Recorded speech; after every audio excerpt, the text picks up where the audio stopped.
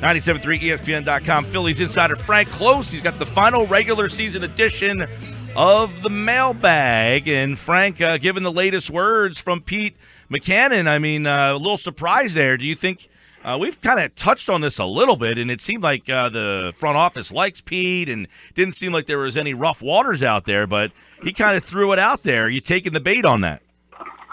Yeah, it's very interesting that Mackanin himself would say such a thing. Yeah, that's what surprised me the most was that he himself doesn't feel so secure. One thing that I think is going to determine whether or not Pete is back is the availability of somebody who might be the guy down the road as the long-term manager at the Phillies, the one that could bring this core into the playoffs next. But really, I don't know if that's available right now. As our first mailbag question asked, do I think he's going to return? And I don't think they're going to give the job to somebody like Dusty Wathan, who seems to be rising in prominence in the organization. I don't think they're going to give the manager job to a 44-year-old who has never managed in the major leagues. But one thing I was thinking about since I posted originally on Monday that Mackanin had those words was I'd like to see what happens with Joe Maddon of the Angels. Now, Joe Maddon was his bench coach. I meant Mike Scioscia of the Angels. Like Joe Maddon with Cubs, the Cubs were all set with Rick Renteria, and then when Joe Maddon became available, well, then they went after Maddon full force. Mike Scioscia, he's got 1 year left of his 10-year manager contract, which is a long time, and you might see a scenario where the Angels and Scioscia talk about his long-term future there. And if he's not, typically you don't leave a manager as a lame duck. And I'm not sure that the Angels would do that with Scioscia. So there could be a situation this offseason where Scioscia and the Angels talk about the future. And if they agree that they're not in each other's future, well, then maybe Scioscia could be had, maybe for some sort of compensation. There's been a few manager trades over the years. But Scioscia is the highest paid manager in the game, next to only Joe Maddon. And, $5-6 million a year on a manager is a big price to pay. The Phillies certainly can pay it. And certainly since Mike Scioscia hails from Philadelphia originally, he'd be an intriguing name to come in to manage the Phillies. But if you don't have somebody like that, I really don't see any point in replacing a manager that's with somebody that's not going to be your long-term future. So if they did something with Mackanin, is it because they're not happy with him? Do they feel like it's run its course, that we're ready to turn the corner and we need somebody new? I mean, why? If they made the decision, it's just like, hey, it's time to move on from you? Yeah, a lot of teams when they're done their rebuild, the person who enters into the we're supposed to win era is not the person that did them out patiently. Kind of the idea often is that a new manager brings a new sense of urgency to a team, and it kind of sends a message to them like, okay, now's our time to win, so you had better step it up. I don't see. The thing is, all these young players have come up and they've played for Mackanin. I can't fault Pete Mackanin for Michael Saunders being a bust, right? I can't fault him for Mar Gomez, who was a stroke of luck last year, flaming out as the Phillies closer this year. Moves like that were the moves that really led to the Phillies' very poor record. But since the new group of players has come up, they've played pretty well, and you got to give Pete Mackanin some sort of credit for that. You look at, you said since these guys have come up, they've played well. One was Hoskins, but he's slumping down the stretch here. How do you read into Rhys Hoskins?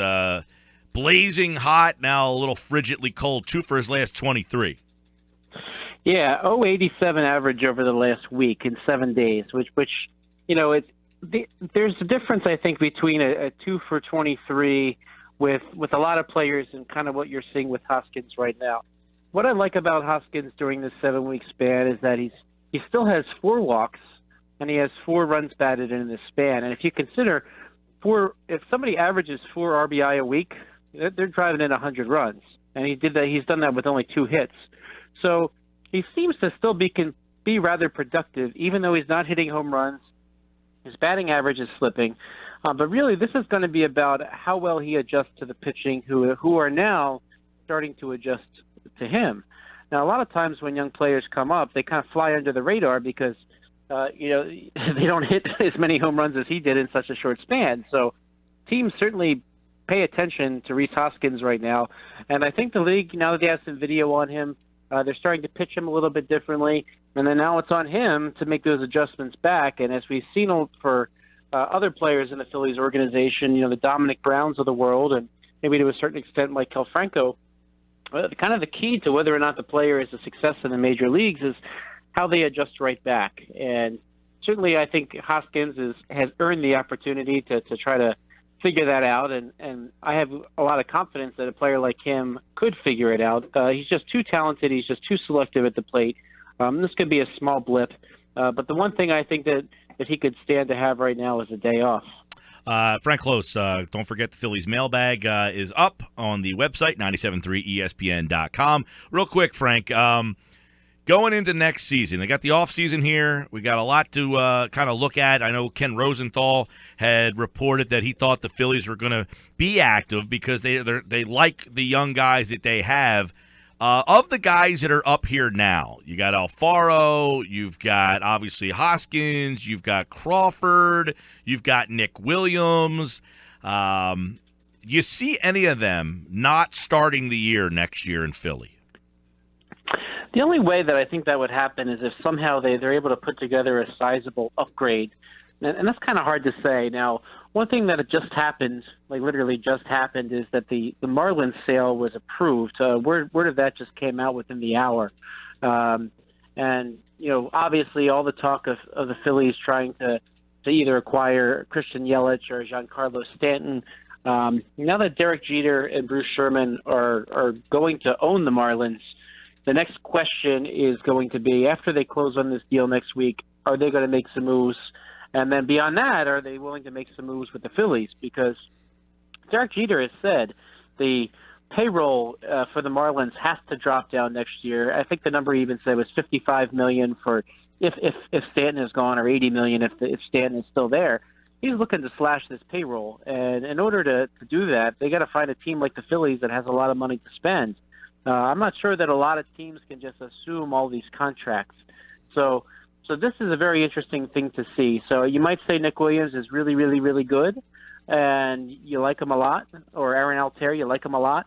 But if you can slot in Christian Yelich and Giancarlo Stanton in the same outfield, I think you go and do that. I saw that, and I was kind of scratching my head because it kind of ties into the last question in the mailbag, which was, how come Kim and Perkins aren't getting a lot of playing time? I don't know if the guy was kind of pulling your chain late in the season here, but Altair, Herrera, Williams, Hoskins, you bring in two more starting outfielders. What does it say about that group of guys? I guess Hoskins is going to be playing at first, but the other guys, Altair, Herrera, and Williams, you saying that two of those guys you don't view as everyday players?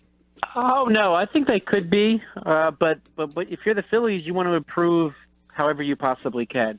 And I don't think and while I really think very highly of Aaron Altair as a player, if you could have Giancarlo Stanton slot into your right field, or who knows, maybe they trade Herrera and they can slot in Christian Yelich. Those are some really nice players. So, Pat Gillick is still with the organization. They always talked about mentally improving across the board, and if they're going to get rid of guys like that, I don't think they're essentially getting rid of those types of guys, but I think they're simply taking advantage of an opportunity to improve beyond even the talent that those players have. All right, Frank Klose, the final regular season mailbag. Of course, Frank will have the pulse of the offseason. Spring training will be here before you know it. Things move quickly when you start getting old, Frank. Yes, they sure do. All right, man. Take care. Thanks, guys.